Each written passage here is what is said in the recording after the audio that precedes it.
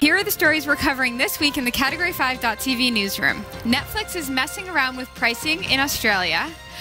We're on the cusp of what could be a world-changing evolution in battery technology thanks to an Israeli startup.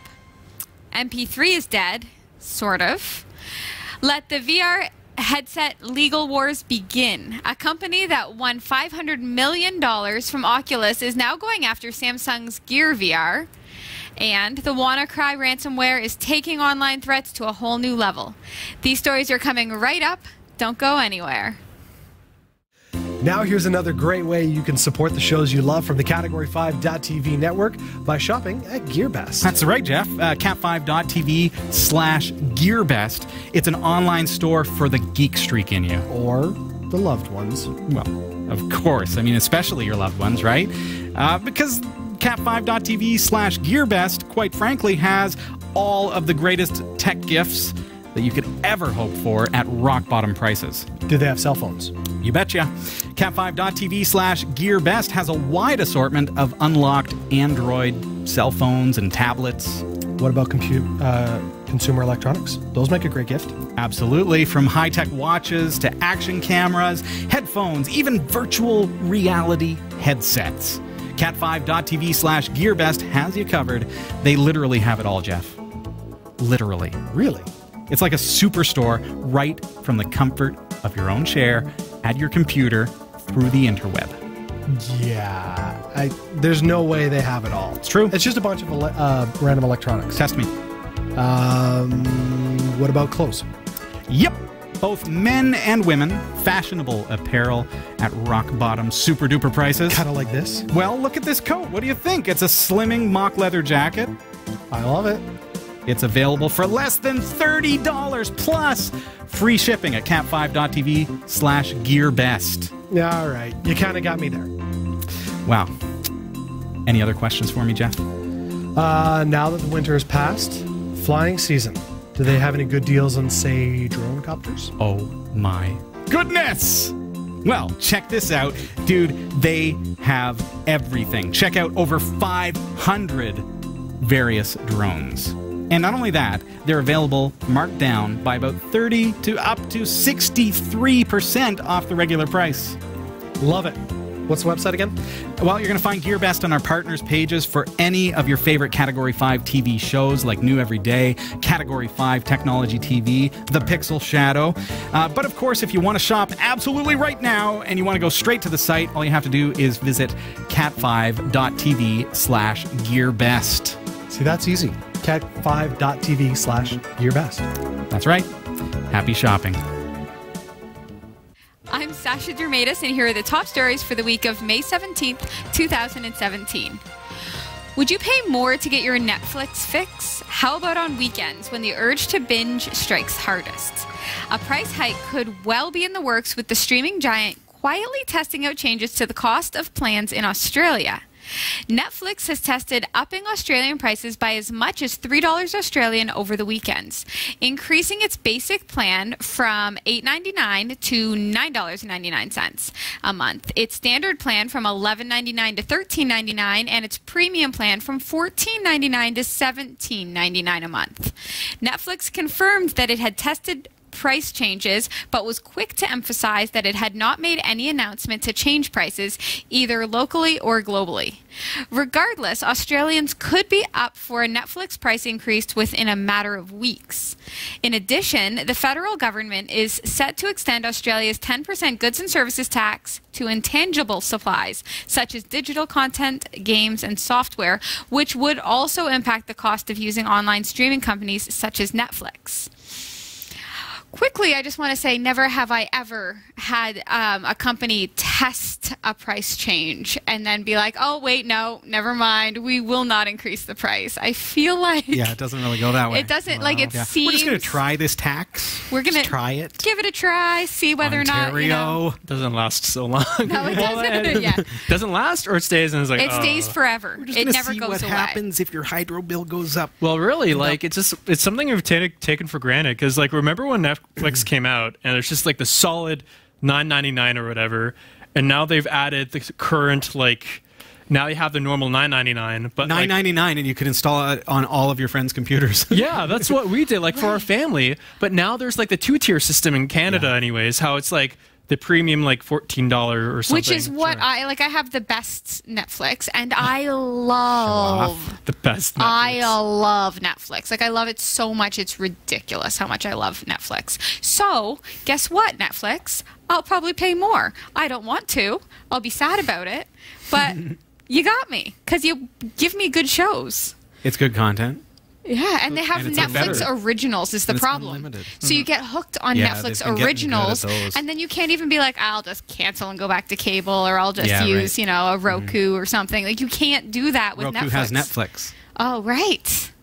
But you can't just, like, okay. Enough about me. It sounds like science fiction, but smartphones with batteries that fully charge in just 5 minutes could be available to consumers next year.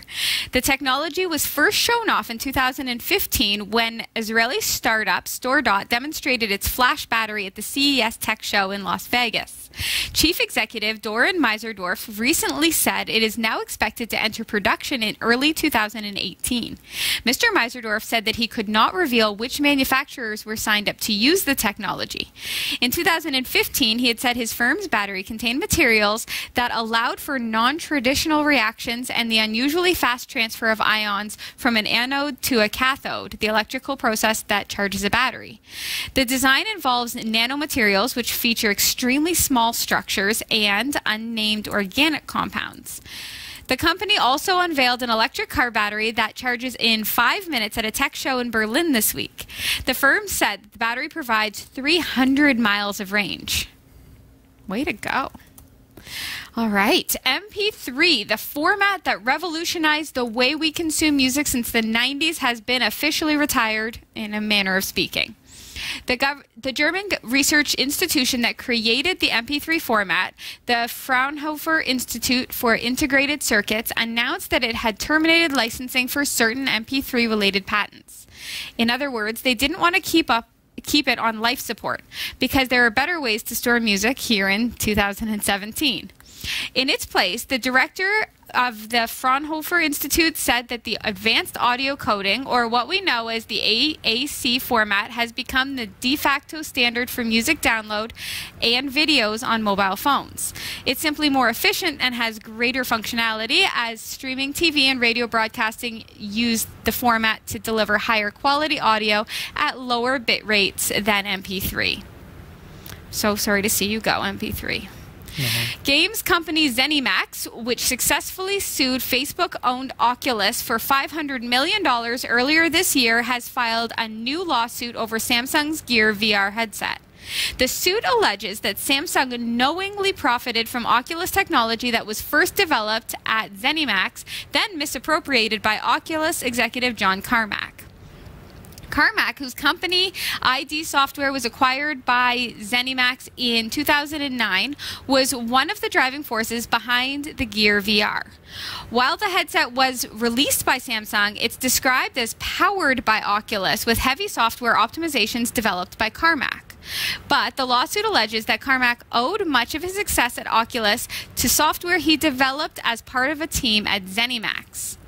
Among other things, the Texas court filing claims that Carmack secretly brought Oculus and former ZeniMax employee Matt Hooper into ID Software's offices to develop an attack plan for mobile VR, which Oculus would later take to Samsung. The Samsung Gear VR was also built on some of the same code as the Oculus Rift, which was the subject of ZeniMax's earlier lawsuit.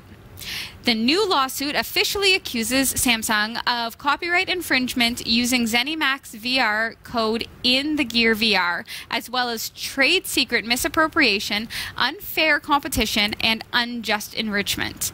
ZeniMax's case could be bolstered by the previous judgment against Oculus, since the Gear VR is unambiguously based on Oculus software. Oh, dangerous. All right. To say 2017 is a dangerous year to be online is an understatement. With reports of 200,000 computers infected in 150 countries this past weekend, mankind's newest cyber enemy, WannaCry, takes online threats to a new level. WannaCry not only encrypts a computer's files and makes them impossible to read, an unprotected PC with WannaCry also encrypts files on protected computers if those files are configured as a shared drive on the infected machine. We've seen this in earlier forms of ransomware. The malware also searches for other computers to infect over home and business networks, thereby propagating itself across the internet with devastating effect. In the past, health facilities, police, and government offices have had to pay hackers to get their files back. With WannaCry, propagation doesn't depend on you opening a malware-laced attachment in your email, although that helps. And it's easy for hackers to come back for seconds. Hackers can easily alter detected malware to make it hard to identify again and send it out afresh. They can also try to infiltrate backdoors into computers they infected the first time. Microsoft is under no obligation to continually update operating systems it retired long ago. Namely, the big issue here comes from Windows XP. The public had been warned that support for security updates would end, but continued to use old Windows XP systems despite warnings not only from Microsoft, but security professionals and shows like ours. Keep in mind, too, that Microsoft makes millions of dollars by charging agencies such as the federal government to implement security updates for its old Windows XP systems. To make those expensive updates more widely available to the public and enterprise free of charge would undermine that cash flow. For an in-depth discussion of the WannaCry threat, join security researcher Mark Skilton along with ESET senior security researcher Stephen Cobb on episode 504 of Category 5 Technology TV. Thanks for watching the Category5.tv newsroom. Don't forget to like and subscribe for all your tech news with a slight Linux bias. And for more free content, be sure to check out our website. From the Category5.tv newsroom, I'm Sasha Dermatis.